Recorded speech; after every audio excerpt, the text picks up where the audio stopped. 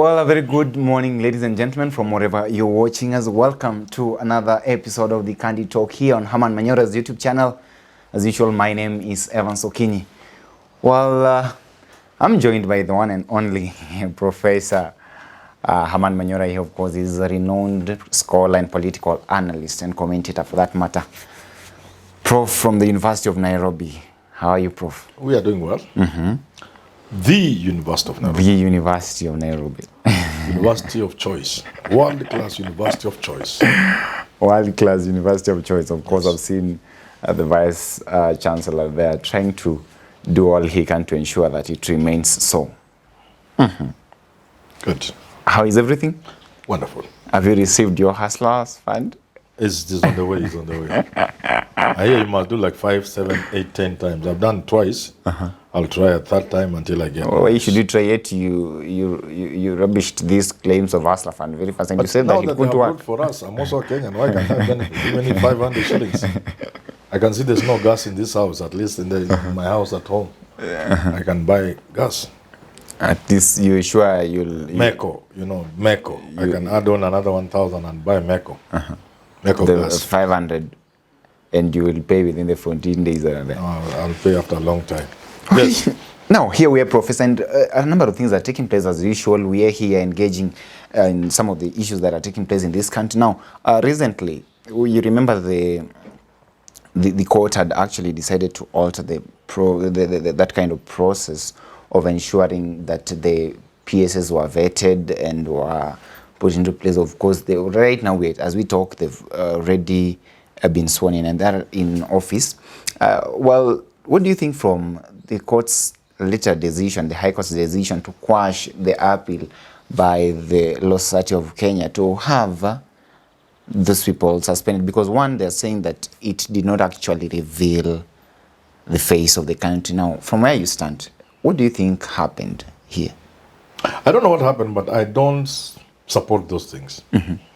I don't support this nonsense of the face of Kenya or gender. Those are things.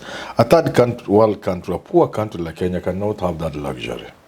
We just want the best man, the best woman, the best person. Where they come from is not important.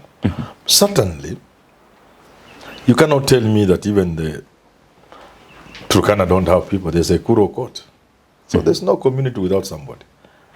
But we should be guided by ability, merit, and not merely region, and not merely gender. That's my thinking. I don't know what happened. The courts also work in a real world. They know what it means to delay formation of government. And for once, I would support them in that. If the president has made a mistake, it's a political mistake. Let him pay for it. Political. What are the judges doing about it? What is the judiciary? The judiciary has nothing to do with it. So are you trying to say that this is a mistake that the government made, and therefore they should not expect the judiciary It's a to clean the political mess? mistake made by one William Samoei Ruto, the President of the Republic of Kenya. His Excellency William Samoei Ruto. It's a political mistake. He should pay for it in a political way. The judiciary will have nothing to do with it. Now, you've been very vocal about perception. Yeah, and in a country with diverse kind of culture and ethnic groups and so on and so forth, why do you think it would be very easy for the president to have, at least we're in a country where we are almost 41 tribes, why do you think it would be easy for the president, in case we have like 20 slots, then 2 tribes would perhaps take 15 or more so, and then other tribes would just, of course, Kenyans are clean. But the president and lamenting outside. The president anafuata nyayo. When Kenyatta was in power, almost every minister was a Kikuyu. When Moi was in power, he Kalenjinized government. In fact, including very sensitive areas, so that when Kibaki took over, the question of whether somebody should hold the Kalenjin fast in the recruitment in the military and the rest of the arose, it becomes a very serious issue that they need to give others some time to catch up. So what Ruto is doing is not new. This is normal. It's common in this country. Part of the change we are fighting for as a people is to ensure that every Kenyan feels they are part of this country. Because at the end of the day, the stability of the country, sustainable peace, depends on how we make each and every one of us feel they are part of Kenya. And then we move to the next level. We make each one of us be our brother's keeper, each one of us to love this country and to love the people of this country. That's how great countries are made. So whereas it is the normal thing we have witnessed from independence, those in power, you go to an office, from the messenger, the secretary, the clerk, everybody's from your tribe if you are the boss. We need to move away from that. So it's not new, it's not strange. It's not good. It doesn't augur well for the future and the country, but it's nothing strange. It has happened from independence. So It's you nothing can't blame Ruto for doing it. Now, Prof, there's a time where during this period, immediately after the elections, of course, the president has been here talking, and he said that the biggest winner in these elections that we had here is the Kenyan, and the Kenyans. The Kenyans are the ones who actually won, and he says that our biggest step that we made is that we moved from the politics of ethnicity, politics of tribalism. Does what the president does what he actually perpetrate or rather do in his appointments, do they actually reveal or rather show the kind of statements that he made? Because how do you say that we are past ethnic politics, we are past ethnic, yet your own appointments reveal otherwise? Yeah, what he did and what is there at variance.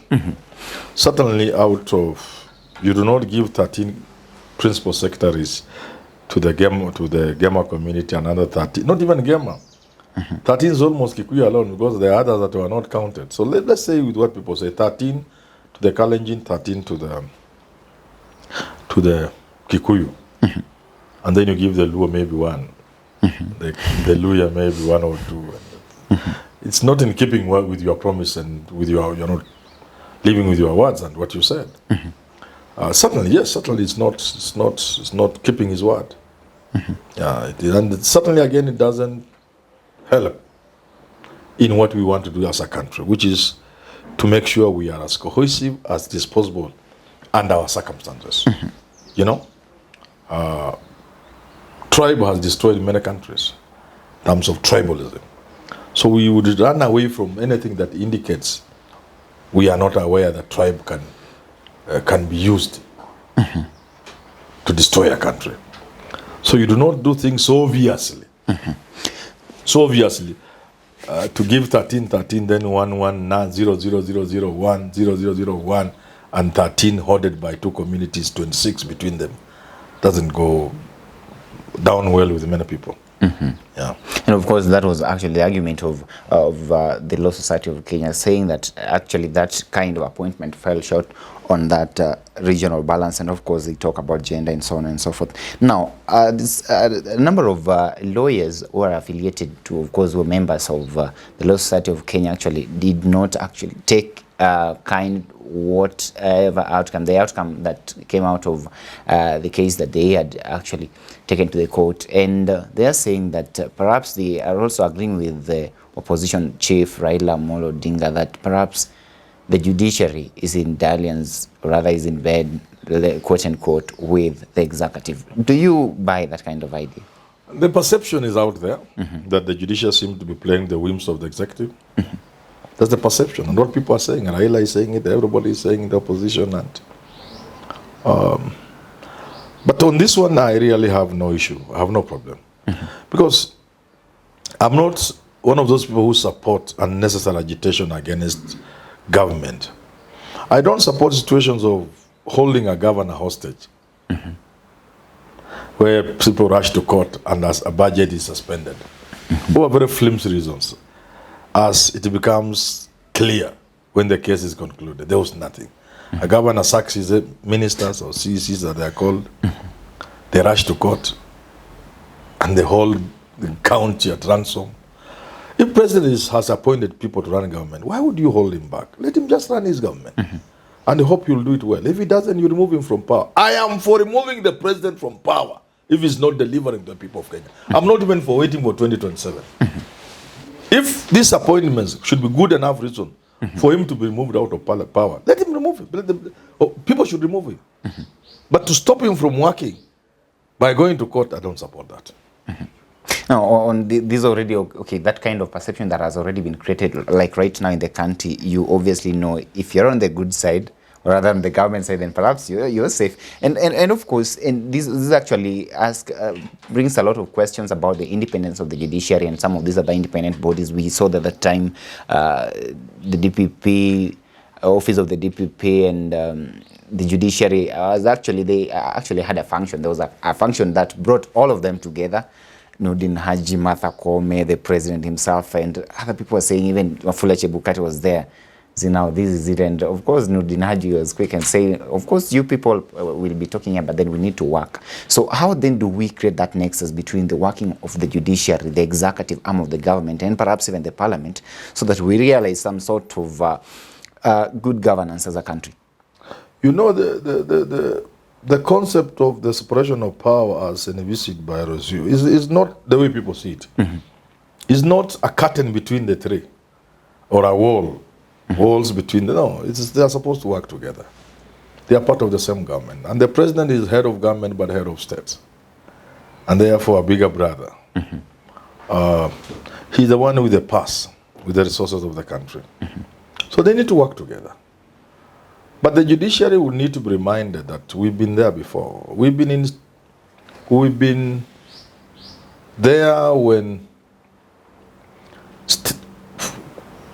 the state would call the judges and they would just make funny rulings, and a court will be convened at night on Saturday and people will be jailed or something like that. We've been there before.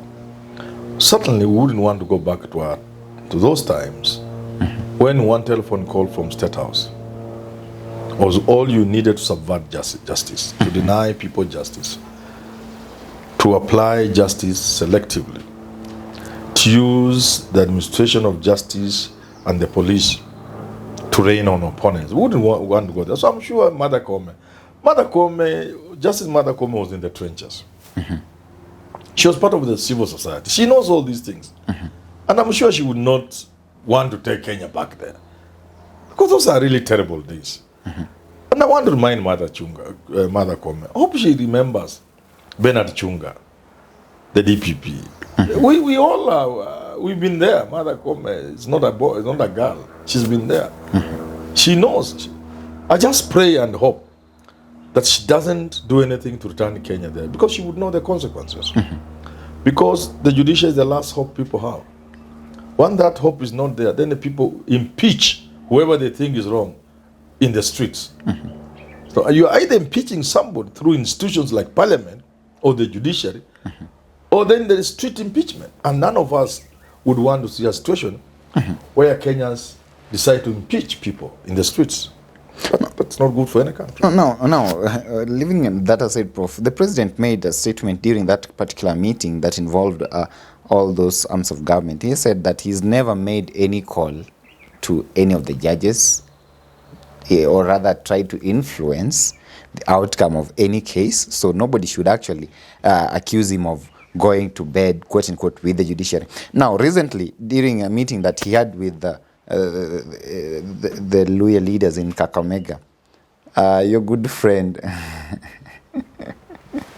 I'm forgetting his name here, the one who had been jailed for 67 years. Waluke, yeah, John Waluke actually requested the president to look into his case. Now, do you think that was just a statement made, or what do you think would be the impact of him? He's being asked to talk to the judges. Definitely, okay. Of course, the president himself has once alluded to the fact that judges can be talked into. He blamed Uhuru that during the petition of 2017, the election was nullified because he was tasked with other thing. That Uhuru was tasked with talking to the judges, and he did. So his mindset may not perhaps see anything wrong with people talking to judges. That's my interpretation. I could be wrong. That aside, you know, we should not play around with the role of the judiciary in keeping things civil. You know, civil. The role of the judiciary cannot be gainsaid. Yeah. So people should, you see. There is something about the judiciary that I think even Mother Koome seems to be missing, and the entire judiciary. Anything that is within the purview of the justice system, even the Supreme Court, by law, on their own motion, can introduce something. Mother Kome, for example, ought to have told us something about the president interfering in a tribunal established to look in the conduct of the Chirera 4, the OPEC Commission of IBC. Because the president has already called the case. He of course, he's termed them rogue, these are rogue commissioners. Yeah, we saw that stream. Where is Mother Kome? That's the time your voice must come. Your voice must come. But even herself, there's something she said, I can't remember what. And people said, we're already pronouncing on an issue that you could as well find yourself in. It was matter on, so I can't remember what it was. That this matter could as well find itself in the Supreme Court. But you're already pronouncing yourself on it. It's just gone out of my mind. So she should have called up the president and said, no, look here. This is a legal process. You cannot, as the person appointing the tribunal, a tribunal I am supposed to swear in, and you're already pronouncing yourself on the matter. So, pronouncements such as those from the judiciary serve to put the president in check, but more importantly, to ensure the confidence the people have in the judiciary and the judicial administration of justice remains intact and sustainable. It's important. Yeah. Do you think freedom for John Waluki is just a phone call away, as he put it during that meeting in Western? But if what's going on is anything to go by, yes, I will not be surprised. The question is, do we need to go that direction? I think no. Because let me say this, because I hear people watching these videos, including big boys. I want to remind people, especially leaders, the people you see walking the streets are very good people, but only to a point. When they snap, everything goes to waste. Everything we have worked for becomes zero. So we never push people's patience. We never push people into thinking this thing doesn't work. There's no point of going to court. That law is for the poor. That if you are a billionaire, if you steal, do anything, so long as you have the billions, law will not follow you. Law is for me who steals some chicken. If you push people into that conclusion, we will all regret. Yeah. Well, ladies and gentlemen, allow me to stop this conversation at that time, but please do not fail to subscribe to our channel here at Herman Manyora's YouTube channel, and of course at Let's Talk Love KE. Till we have this conversation again, have yourself a very lovely day.